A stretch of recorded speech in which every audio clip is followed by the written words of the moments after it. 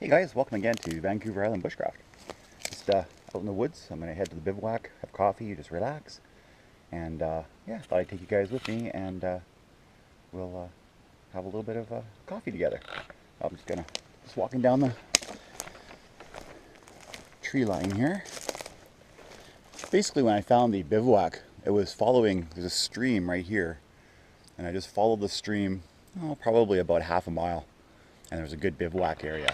So that was something that was really a good find. So I'm gonna walk a little bit more, and when I get to the bivouac, I'll see you guys later. Okay, I'm at the bivouac, and she's no worse for wear. Everything's good to go. Got some pretty good sun the last few days in British Columbia here. Got my stuff all set up. Had to bring my own water because there's no water in the stream, which is no surprise because it's been in the 30s here in Vancouver Island for about a week or so, so that makes perfect sense. So yeah, I'm just going to maybe get the old stove going and get myself either a cup of coffee or some cedar tea. I of course brought, when I passed my one and only cedar tree, I grabbed some cedar just in case I wanted cedar tea. I'm still on the fence. I'm not sure yet. But you guys are probably wondering when I was panning why I have the candles here. Well, I thought while I have the stove going, I'm going to melt some of the wax and make one of these stoves and try it out in the wilderness and go from there. So yeah, so that'll be interesting to try. I'll maybe when it is empty, I'll cut the top off of this, put the candles in here, and put it in the on the fire, melt it, and pour it in. Yeah.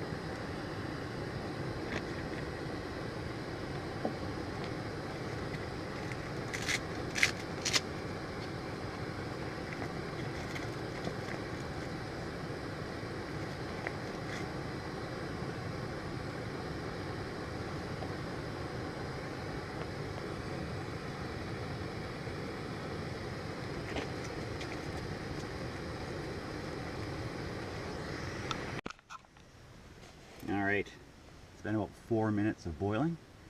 Looks like it's going to be good. Hey, something I saw on one of the Bushcraft YouTube channels, it's a good piece of information. Whenever you're cooking with a fire, always make sure that the handles are away from the wind. So if the wind is going this way, you want to turn the handles around so the fire doesn't lick up with the wind to the handles. I never thought of that. Never thought the wind whatsoever when it came to handle position, but it's a good thing to learn. Or to know. Hey, guess what I got? Check this out. I thought I'd treat myself. Got a mug with Bushcraft, Vancouver Island Bushcraft on it. I've actually, as soon as I got it, I decided to change the logo and make it blue. So I got another one coming, but for now, I got my vanity mug. Oh, that's nice. We're gonna have enough for 2 cups here, which is great.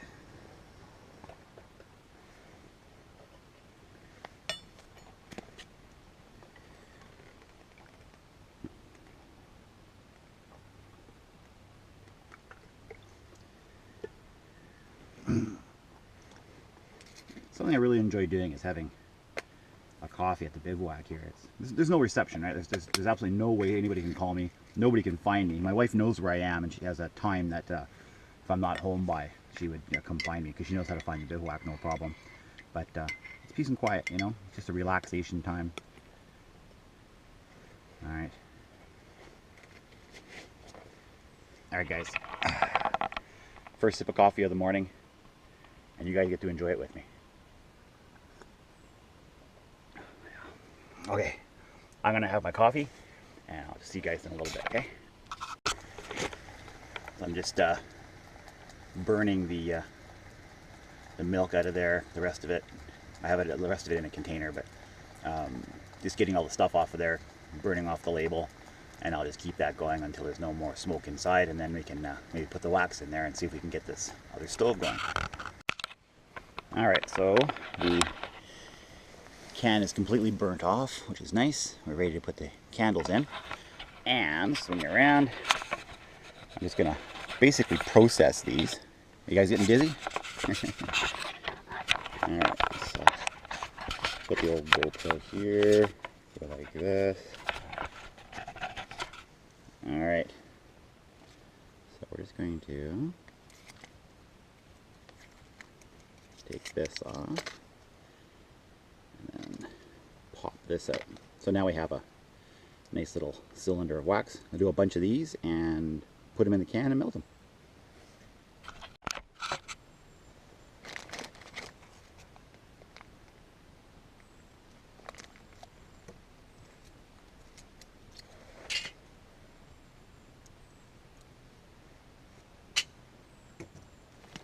Okay, got a whole bunch, and what I've done is I've taken my canteen cup and put in some water, and then put the cup or the can in here, and now we're going to fill it up with wax.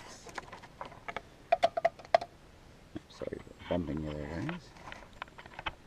There we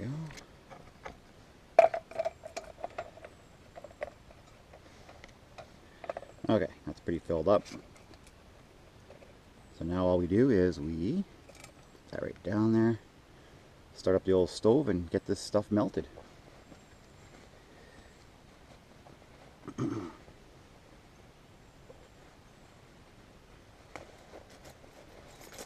Oops, there's my lighter. There it is. Okay. Let's head on down. Oh.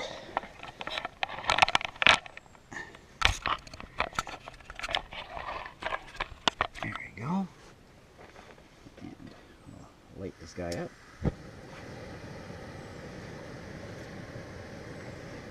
And once the wax is melted, I'll show you, and then we'll pour it into the stove.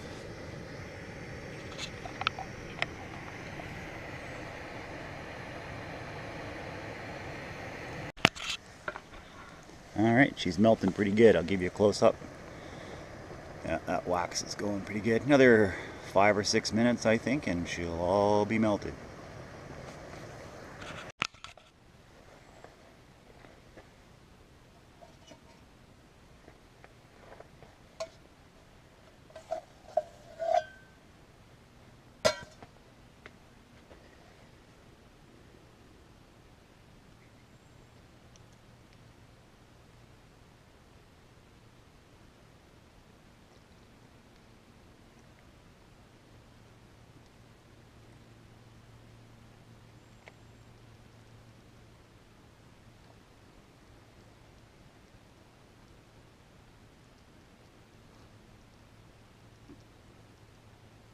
It's just absorbing into the cardboard here. I said here again.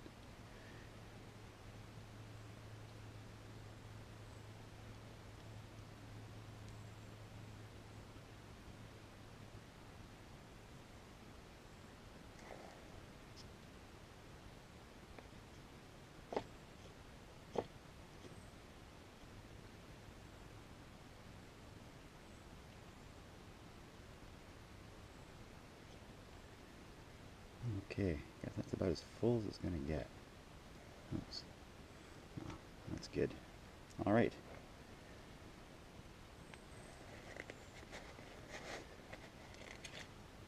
I wonder if I'll take some of these wicks.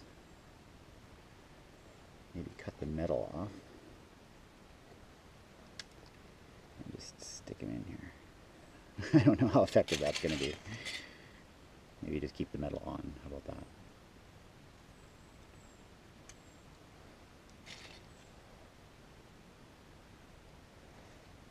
You can get these tea lights at the dollar store for like $2. You can use this to scrap wax, of course. Oops.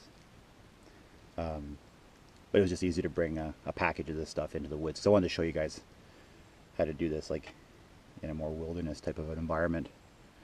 Okay, so we'll let this dry, and then we'll light her up and see how she goes. All right, put this in here, and this time I'm going to just light the wicks. It might take a little longer, but I just want to see if just lighting the wicks works just as good. So I'll just light these wicks.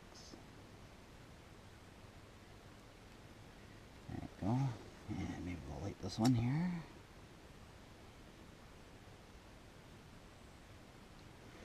Okay, we're going to put a grate over it. And we're going to test it with, you'll never guess, some cedar tea. Okay, let's see how this goes. I think it'll be perfect.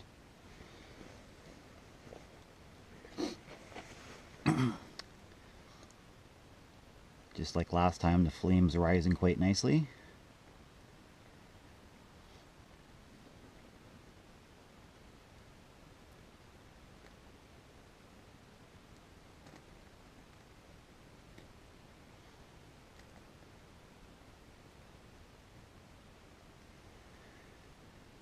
Okay. This thing sure makes a good cook stove. When this is all done, of course, and just ashes, I'm going to make sure that there's enough water in there that it actually stays wet. So there's absolutely no chance whatsoever of any issues if it catch fire. So yeah, that's burning really good. Got some flames looking up the side. All right, I'll come back to you when my cedar tea is boiling.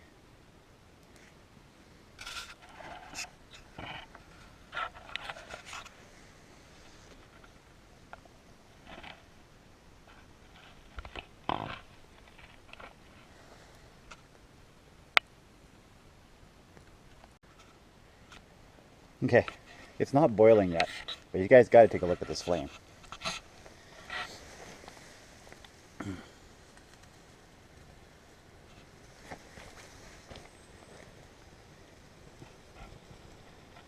That is working very, very good.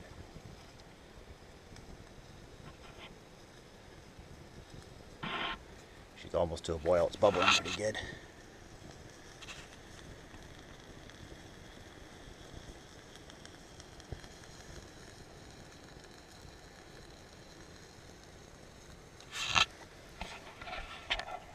Well, it works just as good here in the wilderness, made in the wilderness, as it did in my backyard. Fire is just as strong. No reason why it wouldn't be, I guess. You know, same idea. So the cedar tea is starting to boil.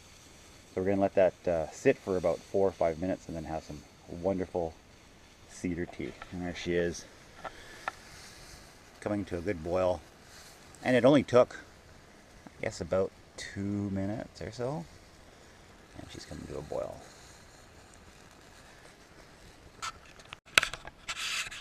Alright, we are recording. Just 1 second. There we go. Okay, let's get some of this cedar tea.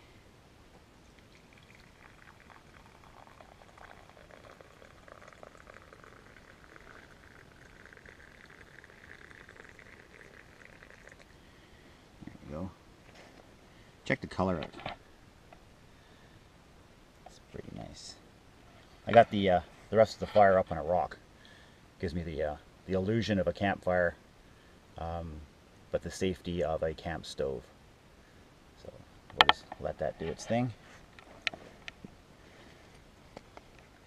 I will have some tea. Yep, that's my cedar tea, all right. Well, guys, I'm out of water, so I'm going to the stream, and it is dry. Dry, dry, dry. So what I'm going to do is I'm going to dig a hole and let it fill with water and get some water that way. I'm just going to swing you around. Actually, there's a little bit of water right here. So Get right down in here. I'm going to put you guys right in the stream. There you go. And let's dig this out.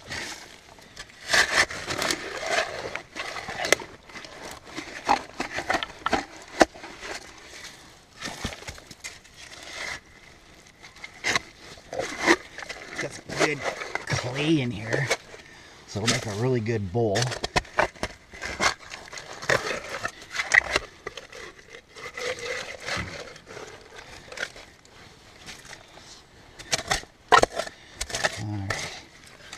So that's all clay lined, which is nice. And it's already starting to fill up with some water. So we're going to let that sit. It's already starting to fill with water. I figure in about a half an hour or so, I'm going to be able to put the grail in here and have some pretty good drinking water. So let's just see how it goes. Sorry about shaking around, but I can only use one hand to turn the GoPro off because my other one is dirty. Okay, so while the water's filling up, I came back and I decided to put the fire out. I just figured it's a waste. Next time I come here, I'll have a really good little stove that I can use. And so what's nice is now I've put it out. I just put the glove over top of it and it basically snuffed it out. But I'm going to turn you around. We got an amazing mosquito fog going on. So it's a good amount of smoke, and I'm going to leave it like that because this is perfect. You know, you don't want to be burning moss or anything like that with the way the woods are. So this it'll probably smolder for quite a bit, and it's creating a really nice fog in the area and making it completely mosquito free. So that's a good little plus to this stove. All right, we're back at the water hole. About a half an hour later, and we have a significant amount of water, which is excellent. Pretty cloudy though, so what I'm going to do is I'm going to use this, pour it into this bag, and let it drip into here so I can use the grail. Now, I could just use the grail right away if I wanted to, but this much, this much turbidity, I think it's what it's called, this much mud will clog up the filter. If I needed to do it in a survival situation, easily could do it, but these filters are about 20 bucks, so I don't want to go that route. And if I didn't have this, I would have to go through this process and then boil this water. So we might as well go through the process and we'll see. So let's see, where can I put you?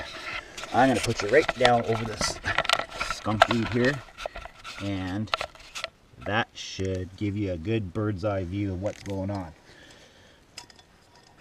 Alright, so I'll try not to disturb too much of the water. It's actually pretty deep.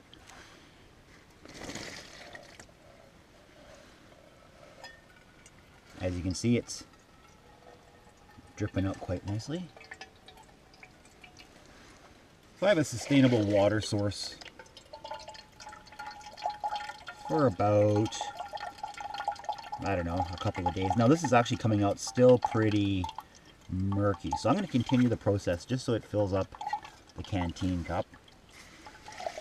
And I think what I'll do is I'm going to add to the bottom of this bag some moss, and if I can find some gravel, I'll do that, and maybe even some charcoal from the fire, and we'll filter this out a little better.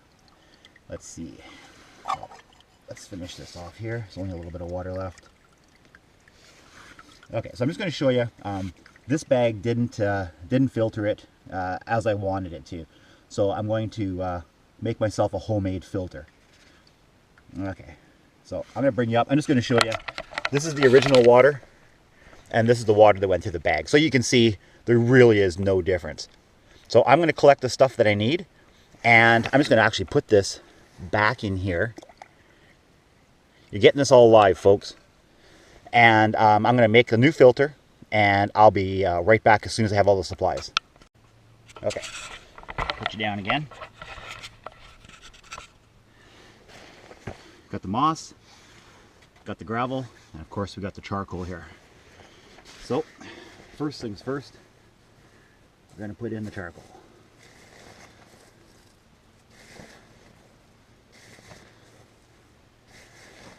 Charcoal has a really good property where things adhere to it that are poisonous. If you actually eat something that's poisonous and take charcoal, the charcoal will absorb the poison and it'll keep the poison until you poop it out. It actually won't go into your intestines, which is kind of neat. Okay, so I got a fair amount in there. Let's see if you can see. So I got a fair amount of charcoal. And next up we're going to put in the gravel. This gravel was in the dry riverbed, which is kind of handy. All right, so now we have the gravel and a huge amount of moss. I'm going to put that right on the top. And I'm going to try to spread it out so that when the water goes in, no matter where it goes, it has to go through the 3 levels. All right, and bird's eye view, there it is. Okay, so we're gonna go back to the stream, we're gonna try it again, and let's see if this works. Okay, we're back at the stream. Let's put this down. Sorry about all the shaking, guys. All right, let's try this again.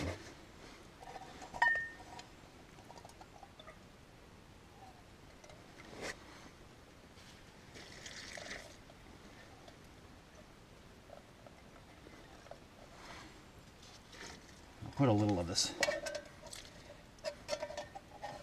off to the side and just let some of the dirt from the gravel go off. There's plenty of water here. We don't have to worry about wasting it. I wouldn't waste it if it was a situation where it was a survival situation. I wouldn't be wasting it at all, obviously. But all right. So that is. Let's see. Okay, so I think it looks still a little cloudy. I don't know.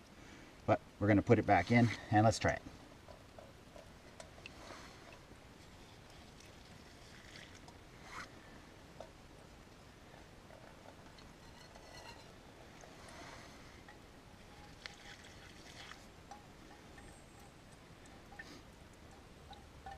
It still looks as cloudy. That's interesting. Maybe even cloudier. I'm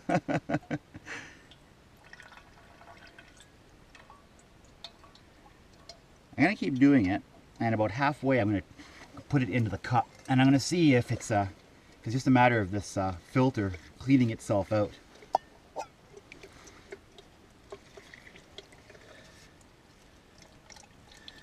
Because that still looks pretty darn cloudy to me.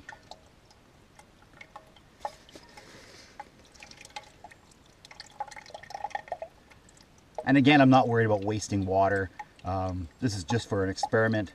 You always see you put the charcoal, the gravel, and the moss and you filter your water. I've always wanted to try it sort of in a real world situation where I haven't got a 2-liter pop bottle just miraculously appear. Okay, we've got about half of a canteen cup. So what I'm going to do, I'm going to put another cup of water in, and I'm going to put in the water, the cup, sorry, I'm going to put the water in the cup itself, and we're going to see if there's any difference at all. All right.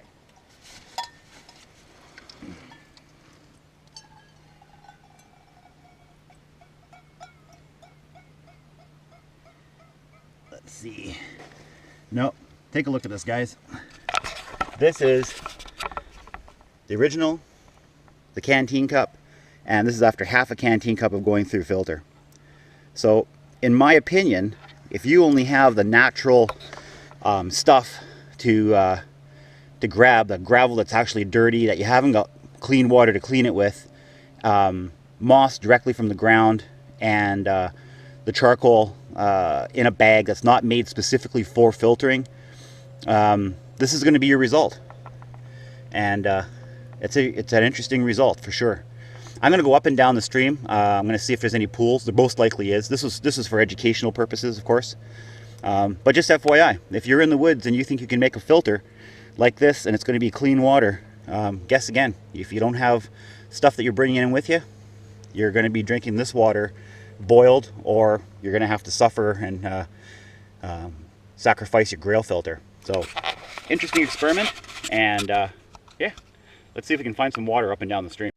Hey guys, about 30 feet or so upstream, we have a pool of water, and it goes on for a bit. This pool of water is fairly deep, and it's also covered by the trees. And it's August, what is it, August 2nd or 3rd? So this will most likely last through the summer, which is good.